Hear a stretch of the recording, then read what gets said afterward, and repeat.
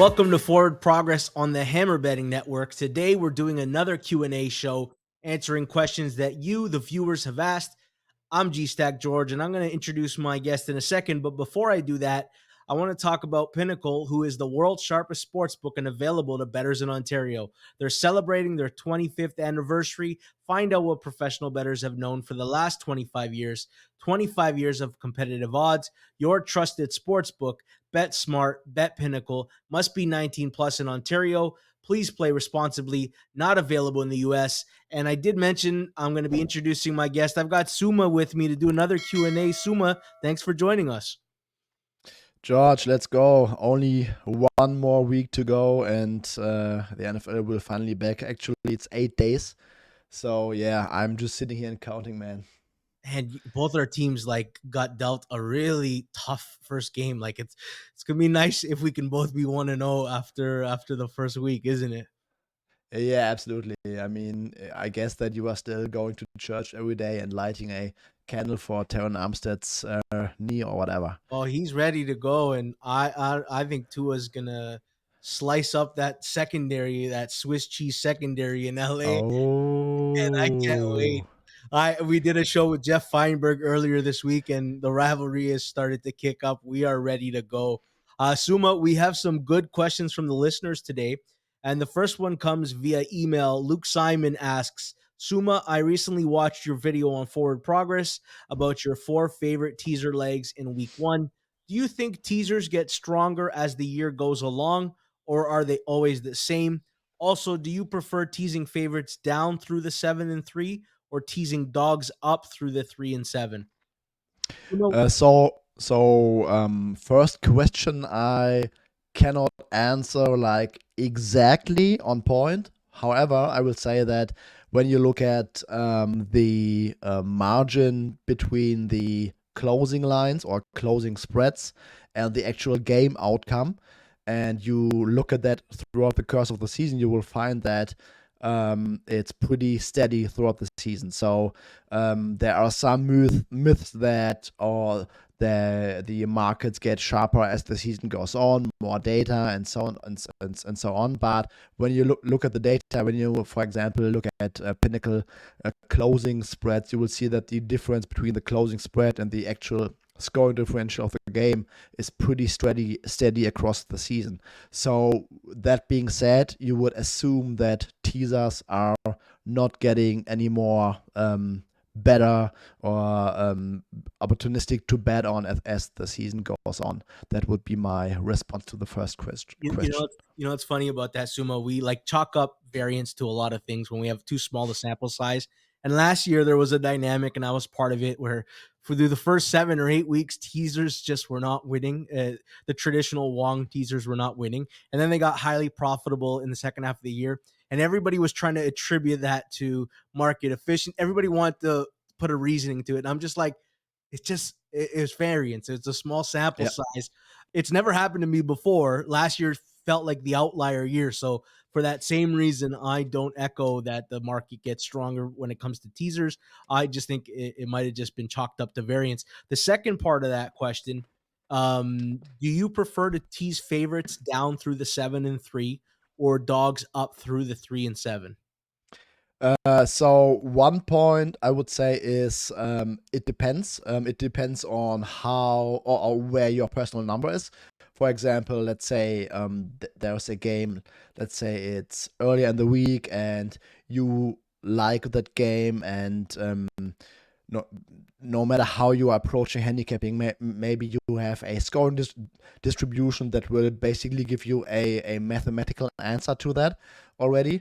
But let's say you are going to tease a team where you just like the number. I would argue that you shouldn't put too much stock in whether that team is a dog or whether it's a favorite. It depends on the individual game. However, over the 10-11 years, and I wrote an article on that, I think last year at some point, when you look at the data and when you take a look at Pinnacle's closing spreads on NFL games, you will find that road teams are actually performing better on these wrong teasers than favorites. The data, it's not including 2023. Like you said, there might be something to it that decreases those winning percentages. But from 2000, I think 13 to 2022, I got the number like home teams, home favorites, 74.2% win percentage. So the individual leg. Home underdogs, 76.7% of the time, and then road favorites. Small sample size, only 29 games, because you won't find too many big road favorites in the NFL. 82.7% of the time, and I got road underdogs with a decent sample size of 159, 79.25% of the time. So technically speaking, if you would have bet on teasers over the last 10 or 11 seasons at close, road teams would have performed better than home teams in general. Yeah. And one thing I will add, I find the lower the total in the game, Oh yeah, yeah. I don't want a game with high variance. We preach about the opportunity of games that with a lot of variance. When it comes to teasers, I want a little bit more stability. Games that are often lined too high and it become a track meet. All of a sudden, you have a team feels pressured to catch up with scores or keep up pace, and all of a sudden now you get like suboptimal fourth down decisions, and it kind of can skew the final score. Whereas you give me like a Pittsburgh Baltimore meat grinder game, low total, and I can tease through the 3-7 with the dog. I tend to like those kind of teasers better than the other ones. Yes, I will say that these percentages that I just presented are all with a total of 49 or lower. So Got it. that was at some point the magic number, or whatever. I mean, NFL scoring got higher over the past decade. So take it for what it's worth. But 49 used to be the golden cutoff. So I used that number. All right. Question 2 comes from Twitter, and wanted to thank Luke Simon for the email question. This one comes from NFL Pinnacle Beat. I love this account. He goes, "This is for George Tsilfidis. If Bud Dupree and Ebiketie rushed the QB on a pass down, did it really happen?" The bigger conversation is, there's a joke in that I'm not high on Atlanta. I don't see the right tail big outcome that a lot of other people see with this team. So let's expand it, Suma. I want to talk about the Falcons pass rush as a whole. Do they have a good enough pass rush to compete this year against some of the top teams?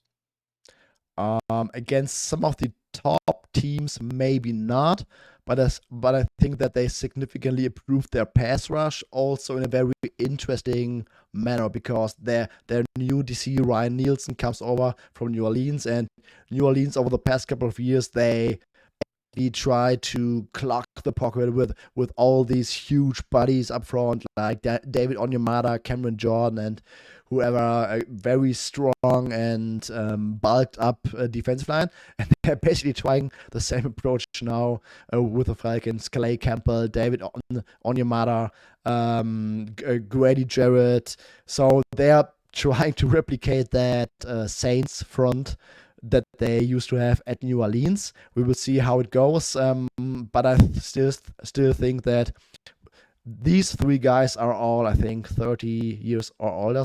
So the combined age is close to 100 years. Yeah. And yes, it's significantly improved. It couldn't get any worse. But I doubt that this is going to be more than an average unit in general over the course of the season. I just don't think that they have enough juice to jump anywhere near the top 10. Well, average would actually be a large improvement, because like last year, Yes. they had the second fewest sacks with 21. They were 26th in pass rush win rate at 35%. You know what they need is, the idea that if you throw enough draft picks at a position, Eventually, you're going to get a couple good guys. They've spent second and third round picks last year on Arnold Ebiketie and D'Angelo Malone, and then another third round pick this year on Zach Harrison. They need one of those guys to become pretty damn good, along with the vets, if they're going to have a good pass rush. What they do have going for them, though, is they're in a division with a lot of uncertainty on the O line this year. New Orleans is probably the one of the worst O lines that they've had in the last 5-year run. Tampa Bay, Ryan Jensen out for the season, and they're really banking on Luke Godecki being a good starting tackle in the NFL. And Carolina, as well, it's an average O line at best. So that's what they do have going for them. If that's it for the Atlanta part, let's move on to the last listener question via email. I don't know if it's Kino or Kino says, let's suppose Arizona successfully tanks for the first overall pick and selects Caleb Williams. How big a trade haul can they get for Kyler Murray? Is he still seen as a top commodity? Um, Probably yes. I think there's absolutely going to be a market for him. But I think when you think about that situation, like Calamari have played maybe no game since December 2022. So he basically skipped a full season. And everyone knows that Arizona wants to get rid of him in that case. So they're probably getting like 40 cents on the dollar or something. Like, for example, let's think about a team like the Vikings. The Vikings have no quarterback under contract after this year. So they might be one of those teams that could be high or could enter the quarterback market next year. So let's say the Vikings are a playoff team or fighting for a playoff spot. They might pick between, I don't know, 18 and 25 or something. So if they throw out their first round pick and maybe a mid round pick on top, I think that would likely get it done, in my opinion, as of right now. Yeah, I wrote down, I think they still get a first plus, especially if like a team that needs a long term solution, but doesn't have a bad enough season to get one of the special quarterbacks in this draft. Like I think of, okay, let's say the Raiders end up middling because the Jimmy Garoppolo is not bad and they get to 6 wins. And the Falcons realize Desmond Ritter's not the guy, but they're not bad enough to tank. And the Vikings, again, have to move on from Kirk Cousins, but they're not bad enough to have one of the special guys. Or even New England, Mac Jones leads them to mediocrity. All of a sudden, you've got 3 or 4 teams competing for a Kyler Murray in a trade value. I think the funny dynamic will be Bill Belichick having to show up at Kyler Murray's house for surprise spot checks and make sure he's not playing Call of Duty and watching actual game film. I think that will be an interesting dynamic. But yeah, I still think Kyler Murray, there is going to be a robust trade market for him when the time comes. Yes, absolutely. And to be honest, just for entertainment purposes, I badly want the Cardinals to finish with the first overall pick, and maybe also let the Texans finish with a high pick. I mean, that would make for some really special entertainment. Just imagine the Cardinals get the first overall pick and maybe another top 5 pick from the Texans, and they trade Kyler Murray and get another first round pick and Yeah. plus. I And then mean, they would, yeah, you all of a sudden you walk away with Caleb Williams. You draft Marvin Harrison to throw the ball to him, and maybe they grab Brock Bowers with the other first round pick that they get for Kyler, and all of a sudden that offense looks pretty exciting and intriguing for the future. that would be absolutely bananas. I mean, when you look at all the moves today, I looked at the list of the recent waiver claims and signings and practice squad signings from the Cardinals. Like, I mean, I don't want to use the word tanking because I think the players on the field deeply care about performing. Yes. Yes. But when you look at all those moves that Monty Austinford is doing right now, I mean, that screams like we don't care about this season. Like we are doing everything that we can to rebuild the squad, and if it's the first overall pick next year, we will take it. If someone offered you a market right now, Kyler Murray doesn't play football this year, what price would you need to even consider that he does step on the field? Or you think he should be chalk favorite? we're not seeing Kyler Murray this year. They're not going to risk and blow this thing up. I would probably just right out of my head, I would probably make it like 75-ish% for him to not play the season at all. Yeah, yeah. Sounds like a fair number. And maybe if they do play him, they've already got the first overall pick secured, and they offer to show him off for 2 games just to remind the teams that are going to be bidding for him in the offseason how good Kyler Murray can look for your team. I would argue that in that case, Kyler Murray might not step on the football field. If it's like week 16 against the Rams who are starting Stetson Bennett or whatever, I mean, in that case, he would probably be wise enough to not do this. Suma, I follow all the beat writers on Twitter. I follow like 300 beat writers across all teams, and there was one in Arizona, Johnny Venerable, and he's talking about, man, Colt McCoy looks so cooked. And it wasn't getting enough. Like, you start to look who else is talking about it, and nobody else was. And I just kept saying to myself, man, I hope he plays, because I'd like to fade Colt McCoy if he looks absolutely done and washed, because he's older and the injuries have starting to pile up. But they didn't even afford us that opportunity. They cut him, and they're either going to go with Clayton Tune or Josh Dobbs. Who do you think is going to start week 1 for them? I would bet on Josh Dobbs. I mean, I don't think that a rebuilding team trades a 5th-round pick 2 weeks before the season for a quarterback who is familiar with the OC, who is not going to play pretty soon. I mean, in my opinion, that was a move to let Josh Dobbs play early, to give them some, in their mind, some stability early in the season. I mean, with Colt McCoy and without knowing that he would be completely cooked, because that was the rumor out of Arizona prior to him getting fired, as you explained. Like, I was looking at the Cardinals Commanders line a few weeks ago. I mean, Sam Howell is laying 6 points in a professional football game with a veteran quarterback, with a team that has nothing to play for and might hit some decent variance every now and then. And then there were the news that, Colt McCoy is cooked and now he's released, and it's Josh Dobbs. I mean, that line moved. And somehow looked like a little bit of old school Big Ben scrambling around and creating some stuff in that one preseason. Yeah. So the line moved. I remember that, Joe. I said I don't think Pittsburgh +3 is going to be there by kickoff. Little did I know it wasn't even going to be there by the end of the week. The line moved towards Pittsburgh, and I don't think we get it back to 3. Suma, thank you so much for doing this. This is the last Q&A, I believe, until the season starts, and I can't wait. We're going to be doing a Monday show with Cleve TA, and we're going to be doing market breakdown, injury impact, some really good takeaways. And I believe our first show will be the Monday after week 1.